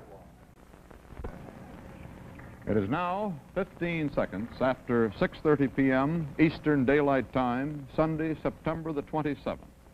As of this moment, the report of the President's Commission is public record. For the next half hour, we will search it for answers. First must come the answers to the two great overriding questions. Who killed John F. Kennedy? The Commission answers unequivocally, Lee Harvey Oswald. Was Oswald acting alone, or was he a member of a conspiracy?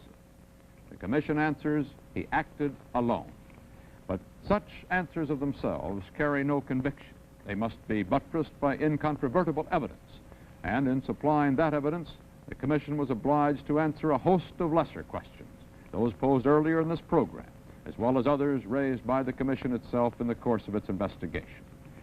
Could it be shown beyond a reasonable doubt, for example, that the weapons used in the murders of President Kennedy and Officer Tippit were the rifle and gun owned by Oswald? The report cites evidence that Oswald owned the murder rifle. The mail order purchase slip for that rifle was in his handwriting. Marina Oswald testified he owned the rifle. She photographed him holding it with his camera. Oswald's palm print was found on a surface of the gun. Equally detailed evidence linked Oswald with the revolver that killed Officer Tippit. Why did Oswald break his routine and go home to Irving on a Thursday night? Well, again, the commission's answer is unequivocal. He went home expressly to get the rifle he had secreted in the garage. He had at least an hour to do it, and Mrs. Payne says that late Thursday night she found the light burning in the garage. And, says the commission, it was that rifle, disassembled, which he carried in a paper parcel into the Texas School Depository building Friday morning, the parcel he called Curtain Robbers. The shots, all the shots, came from the Texas School Depository, says the report. It cites evidence like that of Hank Norman earlier in this program. Well, I was looking out the window, and the first shot was fired. Well, I didn't think much of it because it kind of, shook the building a little bit. Really, it was just that powerful. Then after the second shot was fired, well, I saw the people. They were all falling on the ground, and I told one of the fellows, I said, that shot came from this building. And then by the time I got to the third shot, and one of the guys told me, said, I believe you're right, man. I said, I know it did. And then I could, also hear the hulls, empty hulls, hitting the cartridges hitting the floor, and I could hear the ejection of the rifle, whatever it was.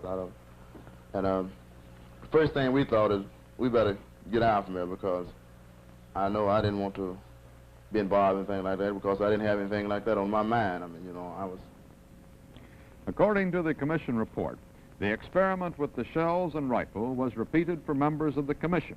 All 7 of the commissioners clearly heard the shells drop to the floor. Painstaking second-by-second reconstruction of the assassination and analysis of the wounds shows unmistakably, the commission says, that all the bullets came from that window. Quote, the cumulative evidence of eyewitness, firearms, and ballistic experts and medical authorities demonstrated that the shots were fired from above and behind President Kennedy and Governor Connally, more particularly from the 6th floor window of the Texas School Book Depository building, end quote. And the commission cites a wealth of evidence, including an eyewitness we heard earlier, putting Lee Harvey Oswald in that window. I looked directly across and up, possibility at a 45-degree angle, and this man, same man I had saw prior to the president's arrival, was in the window and taking aim for his last shot. After he fired the last or the third shot, he didn't seem to be in a great rush, hurry. He seemed to pause for a moment to see if for sure he accomplished his purpose, and he brought the gun back to rest in upright position as though he was satisfied. The commission believes that Oswald probably fired 3 shots, but that only 2 struck home. 3 empty shells were found by the window, all fired according to ballistic evidence from the rifle linked to Oswald. 1 bullet and 2 large bullet fragments were found, and these 2 were definitely fired by that rifle. The commission isn't sure which of the 3 missed, but it believes that the first one to take effect struck President Kennedy in the back of the neck, passed through the throat, then went completely through Governor Connally's upper body and wrist. It was the next hit, the commission finds, which caught the president at the back of the skull and caused the massive fatal brain damage. The commission notes Governor Connally's insistence that he was hit by a separate bullet. I hate to put myself in a position of arguing with ballistics experts and so forth, but I know a little something about firearms and a little something about velocity of bullets and the speed of sound as compared to it. And I know when I hear a shot and I have time to turn and react, and not only turn one direction, but attempt to turn in another direction before I feel the impact of anything, I know that bullet wasn't in transit that long. That's all there is to it. Nobody ever convinced me otherwise. But the commission finds the evidence against the governor's theory strong. Exhaustive tests and expert testimony have convinced the commission that Oswald had time enough to get off 3 shots with his bolt-action rifle and was marksman enough to hit the president twice at that range using a telescopic sight. But the commission discards the testimony of Malcolm Price and Garland Slack, who said they saw Oswald actually practicing on a rifle range outside town. Oswald was in Mexico at that time, says the commission, just a case of mistaken identity. That would tend to clear up another puzzling question. Mr. Price had said Oswald reached the range by car, and at this time, according to Ruth Payne's testimony, he had not yet learned to drive. Price and Slack are among many witnesses whose testimony was investigated and then rejected by the commission. Now the report carefully reconstructs Oswald's movements, arriving at much the same picture that we saw before in the CBS News program.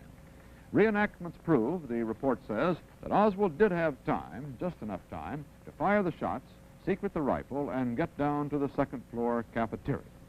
And as we approached the second floor, he continued on around towards the third floor.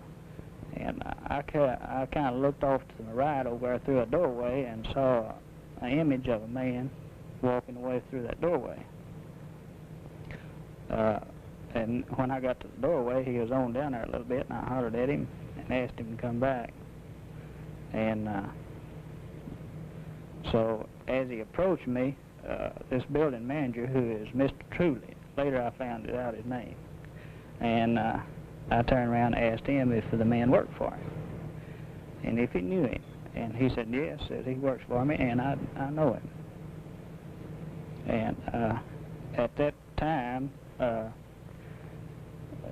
man never did say anything. I never did say anything further to him.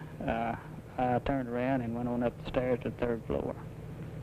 And this man that you saw later turned out to be Lee Harvey Oswald. Yes, sir, he did. An official reenactment showed that Oswald could have gotten from the window to the lunchroom in 1 minute, 14 seconds. And the report goes on, quote, the minimum time required by Patrolman Baker to park his motorcycle and reach the lunchroom was within 3 seconds of the time needed to walk from the southeast corner of the 6th floor down to the stairway to the lunchroom. The time actually required for Baker and Truly to reach the 2nd floor on November 22nd was probably longer than in the test runs. Now, the building itself, the commission reports, was not sealed off until at least 7 minutes after the assassination. Oswald had time to get out. The report finds no time discrepancy. Also, the commission says Oswald had time enough to get to his boarding house by bus, taxi, and foot. Where was he going when he left the boarding house? Well, the commission doesn't know, but it does say, quote, his general description was similar to the one broadcast over the police radio, and that policeman Tippett did stop Oswald, not the other way around.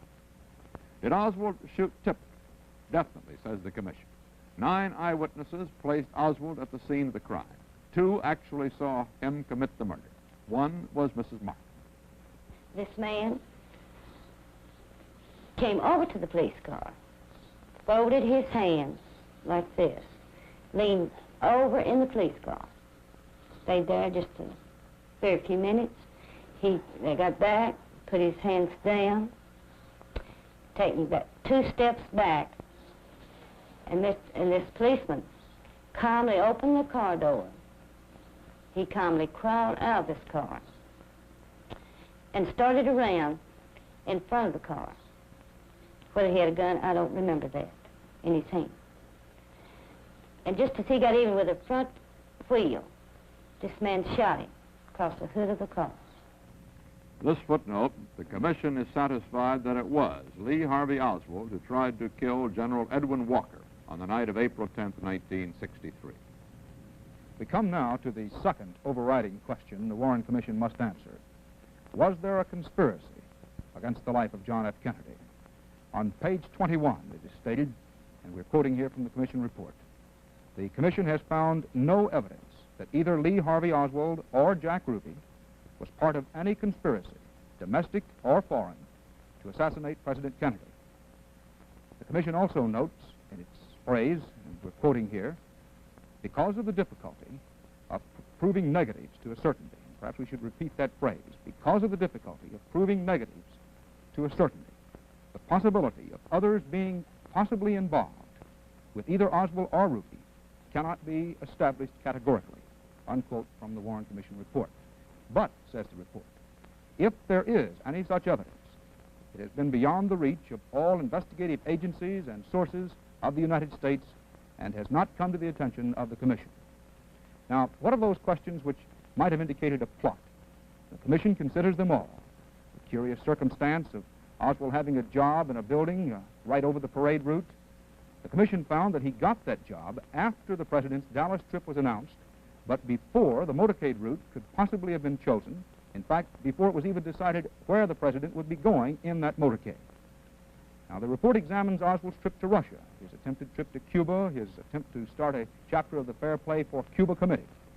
And the report concludes that these were manifestations of Oswald's own warped and dissatisfied personality. Quote, the Commission has found no evidence to show that Oswald was employed, persuaded, or encouraged by any foreign government to assassinate President Kennedy. And despite Marguerite Oswald's testimony, the report adds there was nothing to support the speculation that Oswald was an agent, employee, or informant of the FBI or the CIA or any other governmental agency. Where then did Oswald get the money to pay back the State Department? The Commission made a detailed study of Oswald's income and outgo. It says that he lived frugally, had nothing but coffee for breakfast, a sandwich for lunch, and that he could have saved that amount of money. Now, what about the passport he got in one single day? The Warren report says this is routine time and that Oswald was handled routinely.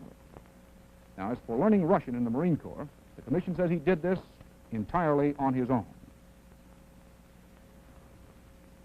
Now we come to a part of the story that I remember vividly.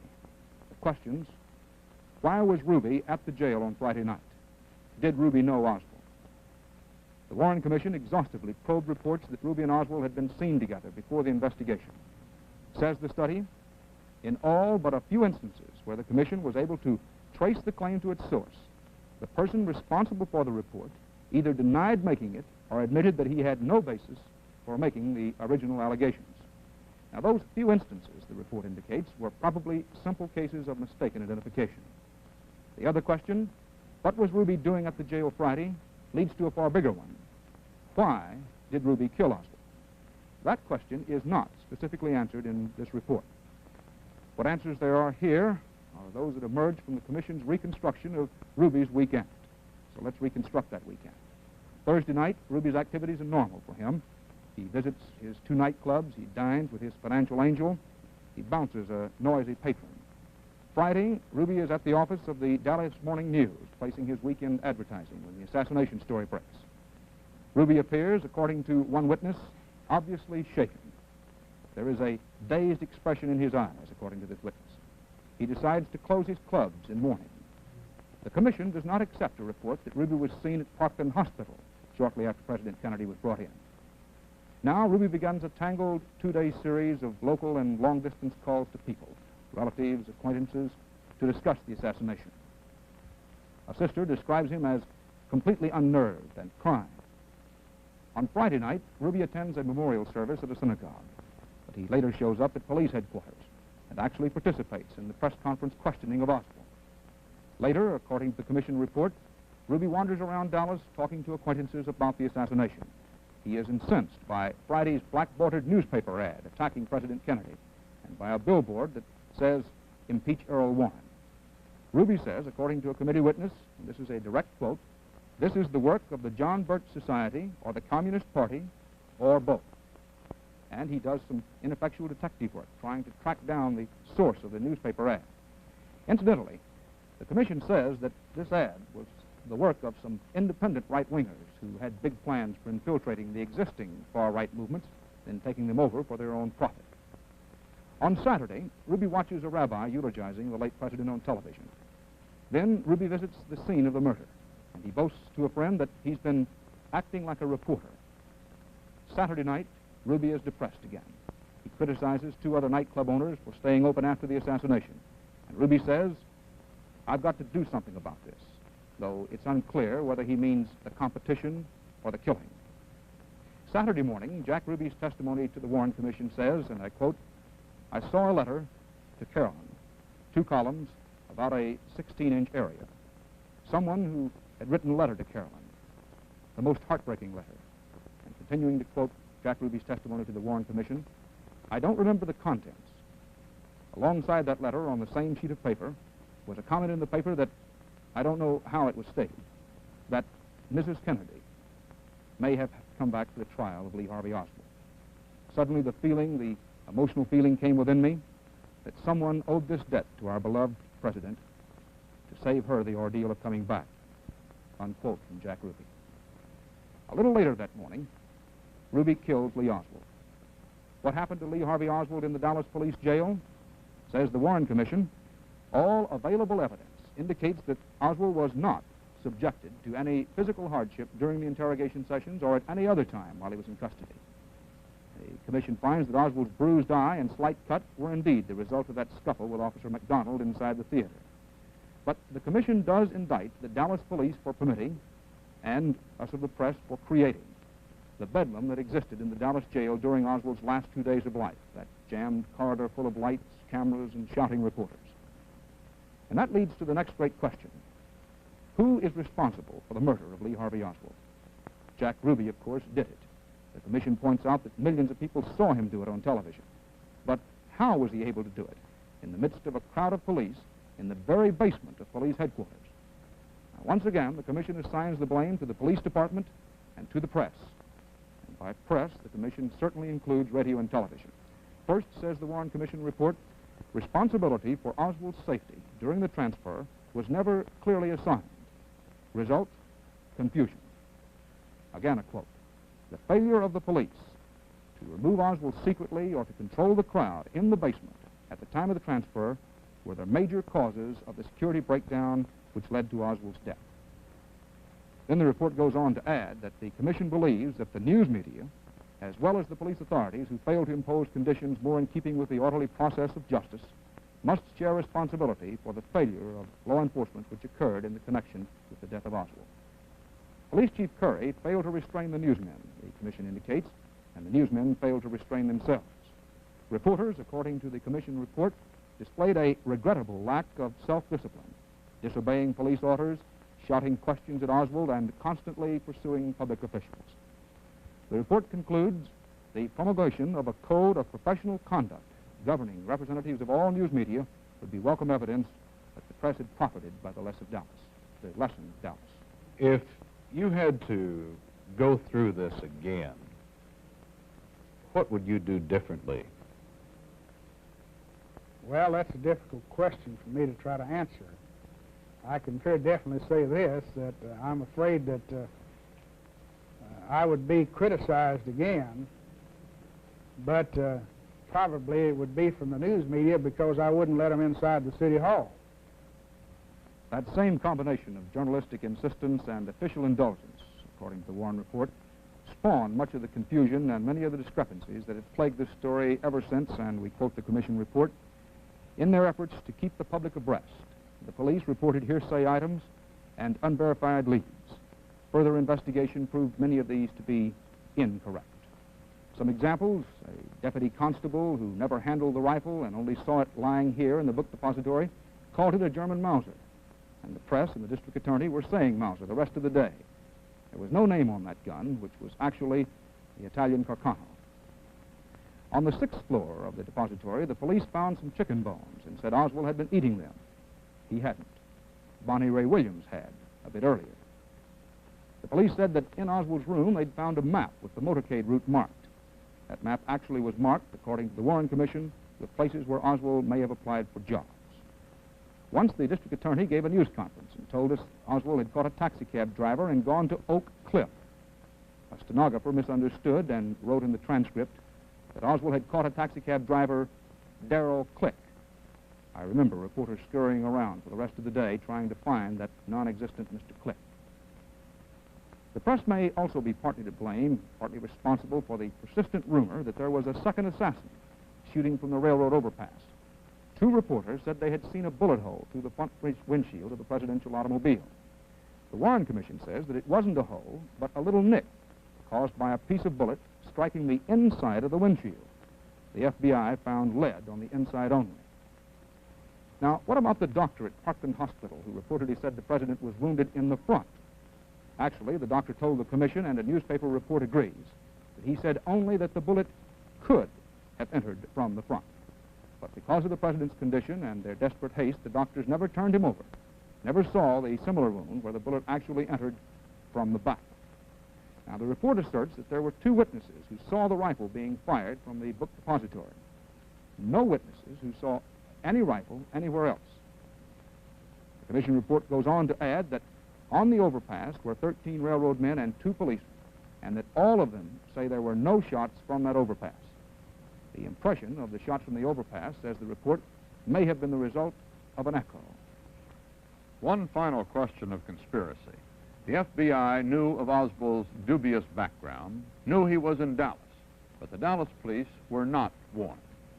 Had the Dallas Police Department ever heard of Lee Harvey Oswald prior to November No, sir, 22nd? we did not have any information on this man in our criminal intelligence file, and that's normally where it would have been, in our subversive file, as we refer to it.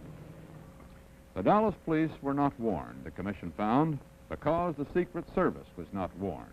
The Secret Service was not warned because of insufficient liaison among the federal law enforcement agencies, one of the 3 great flaws which the Warren Commission believes contributed to the death of President Kennedy. In the commission's words, quote, there was insufficient liaison and coordination of information between the Secret Service and other federal agencies necessarily concerned with presidential protection. Although the FBI, in the normal execution of its responsibility, had secured considerable information about Lee Harvey Oswald, it took an unduly restrictive view of its role in preventive intelligence work prior to the assassination. A more carefully coordinated treatment of the Oswald case, the report goes on, by the FBI might well have resulted in bringing Oswald's activities to the attention of the Secret Service. Continuing the quote, the criteria and procedures of the Secret Service designed to identify and protect against persons considered threats to the president were not adequate prior to the assassination. Continuing the quote, the effect the Secret Service largely relied upon other federal or state agencies to supply the information necessary for it to fulfill its preventive responsibility, unquote. In some respects, the commission says, advanced preparations for the president's trip were deficient. It lists failure by the Secret Service to spell out responsibilities of local police and others. Inadequate Secret Service procedures for spotting an assassin in the building, and poor seating arrangements in the presidential car. But the commission adds, within these limitations, the agents most immediately responsible for the president's safety reacted promptly at the time the shots were fired. And the commission warned soberly, consistent with their high responsibility, presidents can never be protected from every potential threat. So, says the commission, Lee Harvey Oswald shot President Kennedy, but apparently not as part of a conspiracy. Then why? The answer the commission suggests is largely psychological. Quote, the commission could not make any definitive determination of Oswald's motives. It has endeavored to isolate factors which contributed to his character and which might have influenced his decision to assassinate President Kennedy. These factors were his deep-rooted resentment of all authority, which was expressed in a hostility toward every society in which he lived, his inability to enter into meaningful relationships with people, and a continuous pattern of rejecting his environment in favor of new surroundings, his urge to try to find a place in history, and his despair at times over failures in his various undertakings, his capacity for violence, as evidenced by his attempt to kill General Walker, his avowed commitment to Marxism and communism, as he understood the terms and developed his own interpretation of them. This was expressed by his antagonism toward the United States, by his defection to the Soviet Union, by his failure to be reconciled with life in the United States even after his disenchantment with the Soviet Union, and by his efforts, though frustrated, to go to Cuba. And the Warren Report concludes, each of these contributed to his capacity to risk all in cruel and irresponsible actions.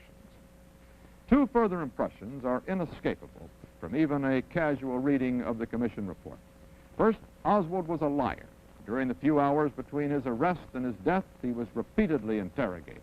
The commission report reveals that he lied on important matters of substance. He lied about his rifle, his revolver, his movements, the documents found on his person. Second, no investigation could have been more painstaking than that carried out by this commission.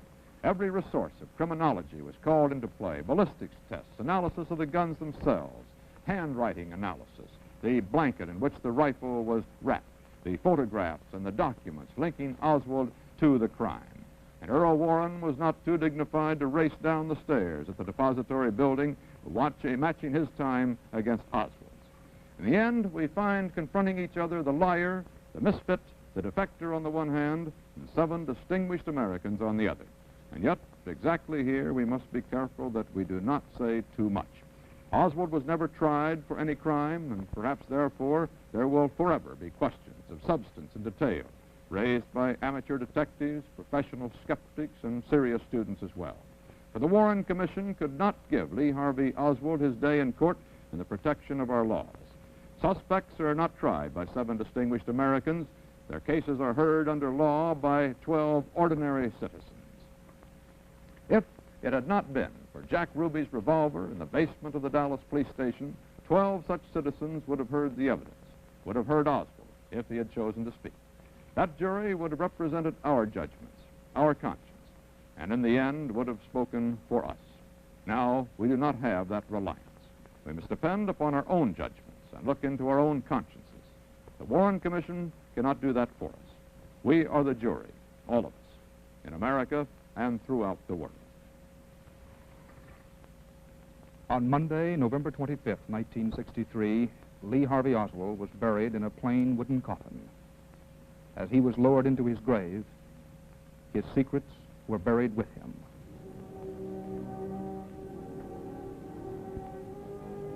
In Washington that day, there was another funeral.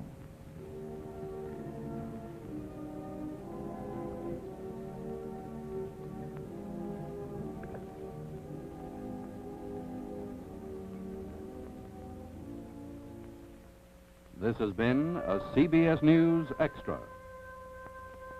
November 22nd and the Warren Report.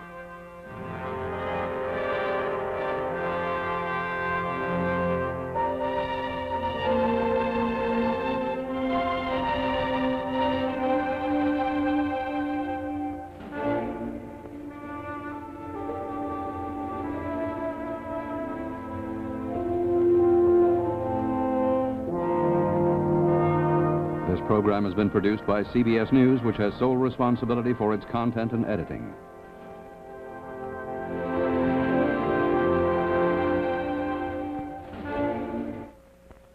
This is the CBS Television Network.